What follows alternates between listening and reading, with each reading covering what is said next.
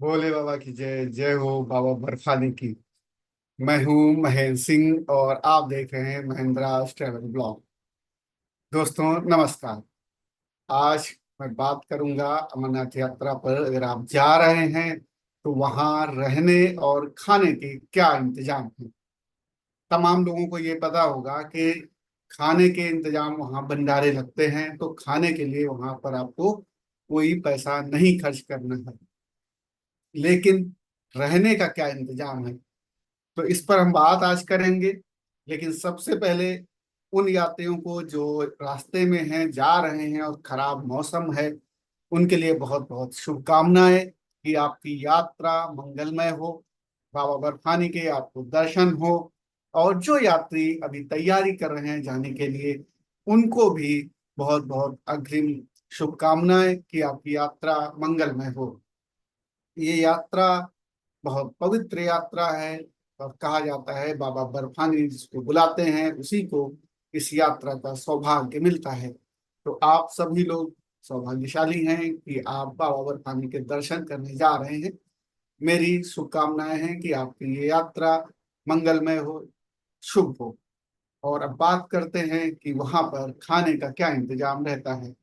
दरअसल आप जब जम्मू कश्मीर की सीमा में प्रवेश करते हैं, तो आपको प्रवेश करते ही अगर आप बाई रोड जा रहे हैं तो पंजाब और कश्मीर की, जो जम्मू कश्मीर की जो सीमा है, वहां पर भी आपको सबसे पहला कैंप मिलेगा, जहां आपके खाने का, चेकअप का, हेल्थ का, रहने का इंतजाम किया गया है। वो सरकार की तरफ से है। इसके अलावा आपको जगह जगह पर बहुत सारे ऐसे कैंप मिलेंगे, प्राइवेट कैंप हैं, जहां पर आपको गद्दा मिलेगा, बेडशीट मिलेगा, तकिया मिलेगा, जमीन पर आप बिछा लीजिए। और वहीं पर भंडारा है, खाने का इंतजाम पूरा फ्री है। गद्दे का कुछ आपसे वो पैसा लेते हैं, बहुत मामूली सा पैसा होता है। 100 रुपए, 200 रुपए, 150 रुपए, 300 रुपए, इस तरीके से वो चार्ज करते हैं एक नाइट का।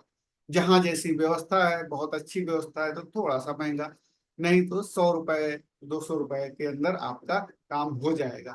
तो जो लोग पैदल जा रहे हैं, गाड़ियों से जा रहे हैं, उनके लिए रोड साइड ये व्यवस्था मिल जाएगी। जो लोग ट्रेन से जा रहे हैं, जम्मू उतरेंगे, तो उनके लिए जम्मू रेलवे स्टेशन के बाद फिर आपको वहां पर कैंप जाना होता है और कैंप में आपको व्यवस्था मिलेगी।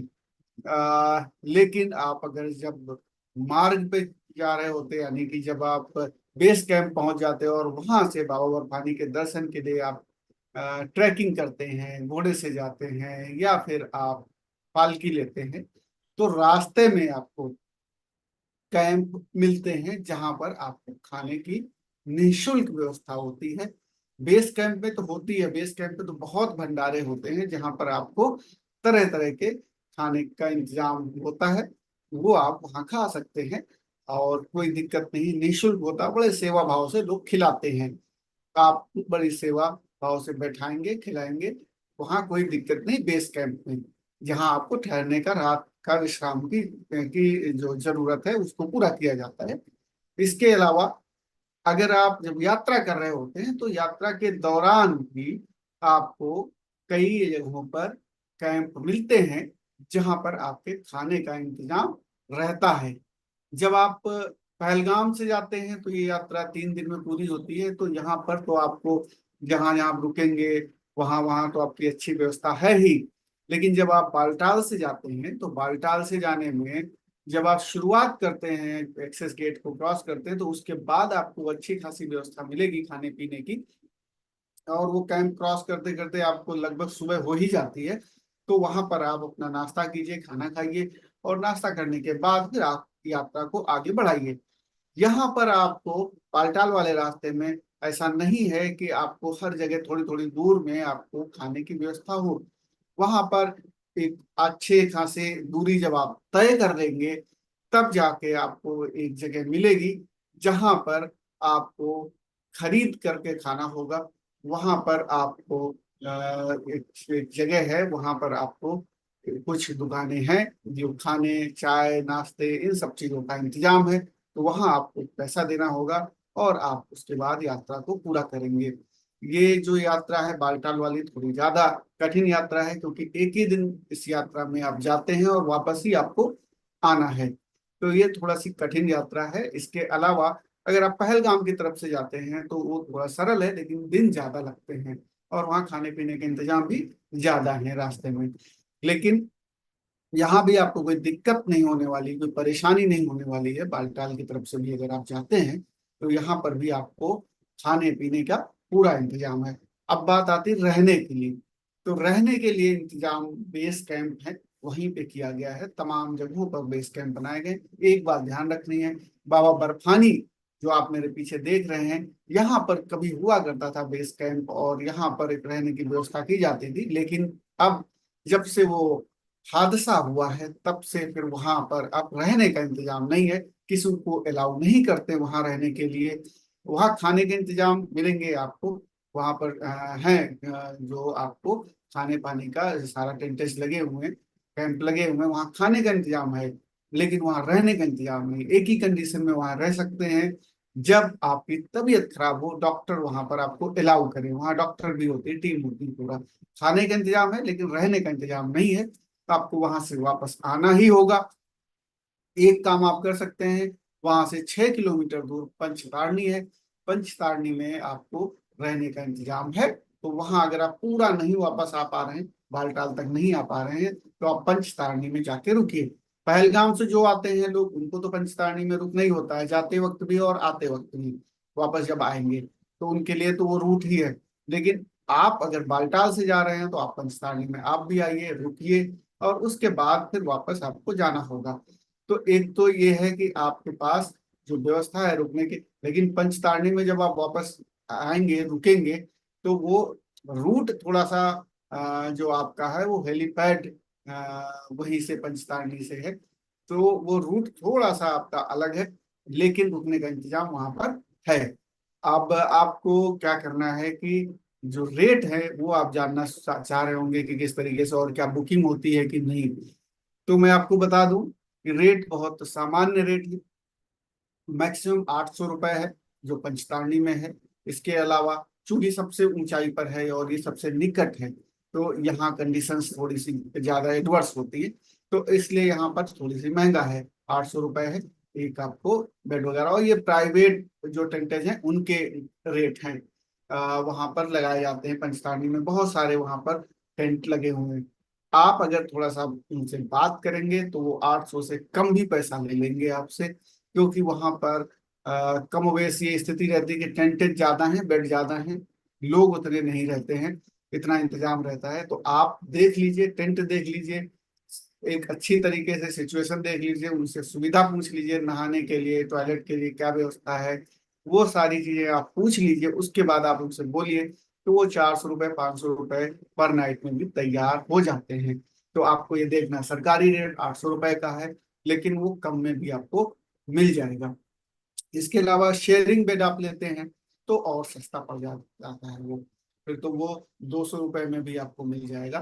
कई लोग होते हैं, 5 लोग 6 लोग 8 लोग एक टेंट में होते हैं, तो वो कमोवेश बड़ा सस्ता पड़ जाता है। तो अगर आप उस तरीके से जा रहे हैं तो आप वो शेयरिंग ले सकते हैं। अगर आप फैमिली जा रहे हैं तो आप एक पूरा टेंट ले सकते हैं। उस टेंट में फिर आप पूरे टेंट का किराया देते हैं 800 रुपये, और उसमें आप रह सकते हैं पूरी फैमिली के साथ। कई टेंट ऐसे होते हैं जिसमें 2 कॉट होती है, कई टेंट ऐसे होते हैं जिसमें 3 कॉट होती है। तो आपको देख लेना है 3 या 4 कॉट वाला या 2 कॉट वाला, उस तरीके से आप ले सकते हैं। वहां पर तो रहने के भरपूर इंतजाम है, वहाँ कोई दिक्कत नहीं है। और अगर आप शेषनाग या ननवान बेस कैंप या फिर आप बालटाल में, इन जगहों पे आप रुकते हैं, तो इनका किराया कम है। 600 रुपये 700 रुपये इस तरीके से किराया है। सरकार ने जारी किया है लिस्ट, मैं आपको वो दिखा देता हूँ। सरकार की ही वेबसाइट, जो साइन बोर्ड की वेबसाइट है, उसी वेबसाइट पर वो जारी किया गया है। और उसको जो है आपको मैं शेयर कर देता हूँ, जिससे कि आपको एक आइडिया मिल जाए। और उसमें नंबर भी बताए, नंबर भी हैं, तो वो नंबर भी आपको पता चल जाएगा। अभी मैं आपको थोड़ी देर में वो जारी दिखाने की कोशिश करूंगा, जिससे कि आपको एक आइडिया मिल जाए कि कितना है। और ये जो वेबसाइट है, ये वेबसाइट है JKSASB फिर से मैं बता रहा हूँ, JKSASB.NIC.in।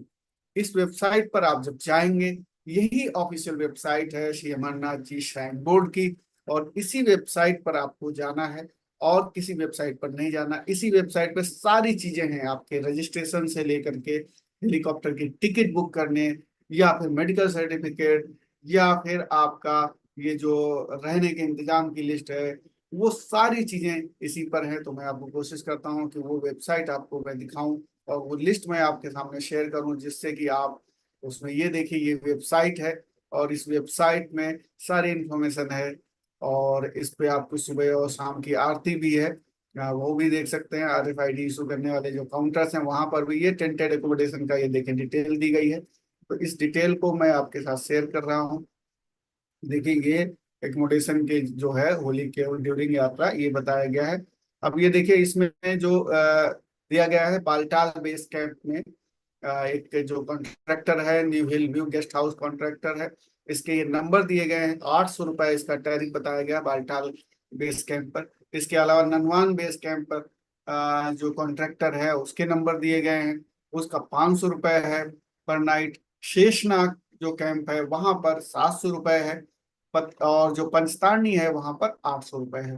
तो इस तरीके से ये रेट दिए गए हैं, इनके नंबर दिए गए हैं, आप लोग नंबर नोट कर लीजिए, या फिर JKSASB.NIC.in, ये आप इस साइट पर जाएंगे तो आपको पूरी डिटेल मिल जाएगी। नंबर नोट करके उससे बात कर सकते हैं। एक चीज ध्यान रखने की जरूरत है, फिर मैं बार बार कह रहा हूँ कि वहां पर बहुत भीड़ नहीं होती है, क्योंकि वहां पर कंट्रोल्ड लोगों को ही आपने बुक किया होगा तो आपको एक दिन निर्धारित मिला होगा कि इस दिन आपको यात्रा पर जाना है, तो आप उसी दिन यात्रा पर जाएंगे। इसके अलावा आप यात्रा पर नहीं जा सकते हैं। तो इसका मतलब भीड़ कंट्रोल्ड है। दूसरी जगहों पे जो यात्राएं होती, केदारनाथ है, बद्रीनाथ जी हैं, इन सब जगहों पर आपने देखा होगा कि बहुत सारे लोग चले जाते हैं तो भीड़ हो जाती है।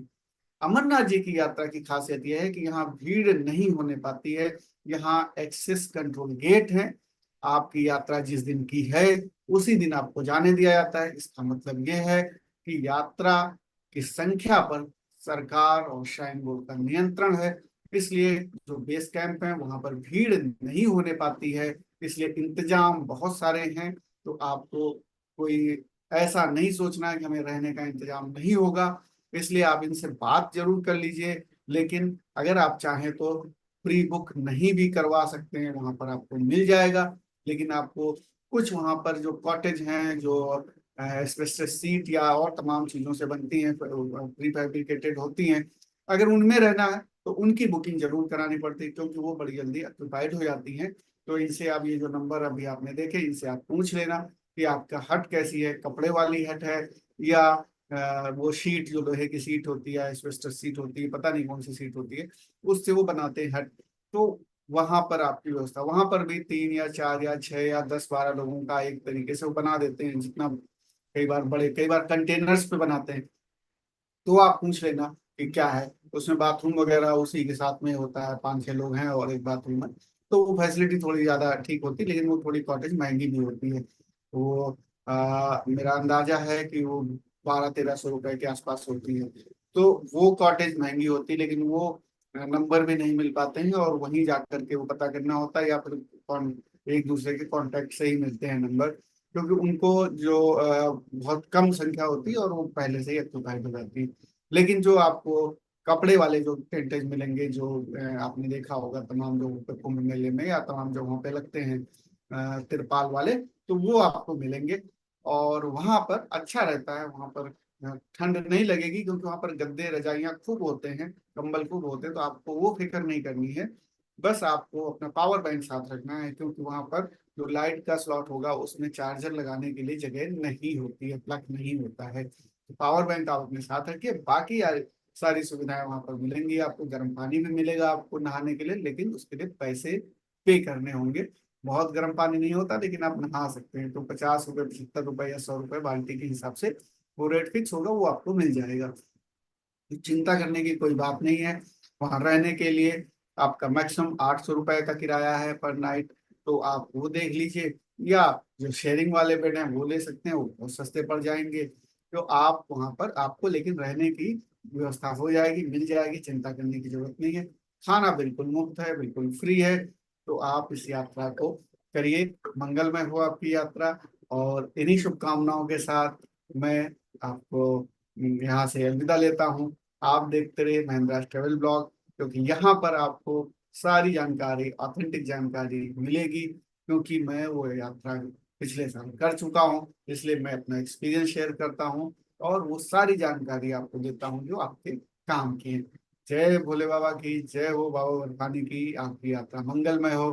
फिलहाल इतना ही।